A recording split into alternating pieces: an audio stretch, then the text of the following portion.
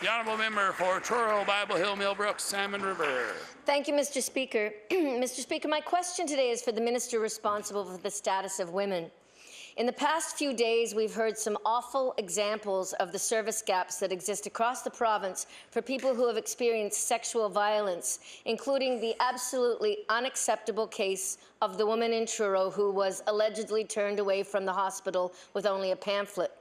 These gaps will only widen as programs previously supported by the sexual violence strategy come to an end, and appropriate and ongoing investment in therapeutic counselling is critical to supporting the growing number of survivors coming forward. So, Mr. Speaker, my question for the Minister: of the $1 million budgeted to continue the work of the sexual violence strategy this year, how much will go towards therapeutic counselling for survivors? The Honourable Minister responsible for the status of women.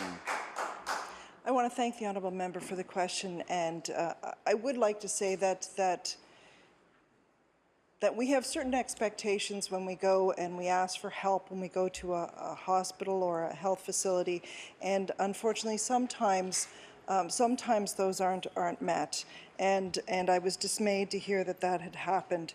I do want to let the honourable member know that the continuing money that is available for the sexual violence strategy is in the area of prevention, and we've been very clear about that. And we were also very clear when the money was being rolled out during the sexual violence strategy that any monies were not to be for ongoing programs beyond that, including there were some indications, I believe, along the way that some counselling was being done, but we were very clear at the time that the money rolled out that this was not to be for multi-year funding for that purpose. Thank you. The honourable member for Truro, Bible Hill, Millbrook, Salmon River.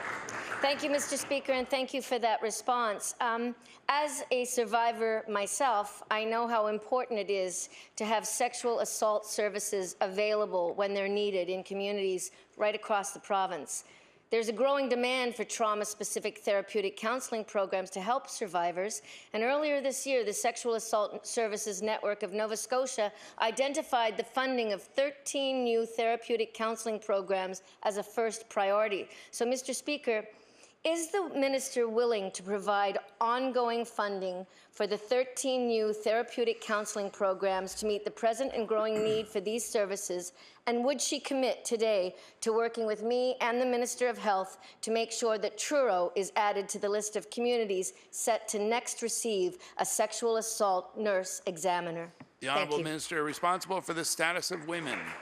I'm always more than happy to work with my colleagues across the floor to improve services to women in this province, and I'm always very happy to work with the Minister of Health on any issue. Thank you.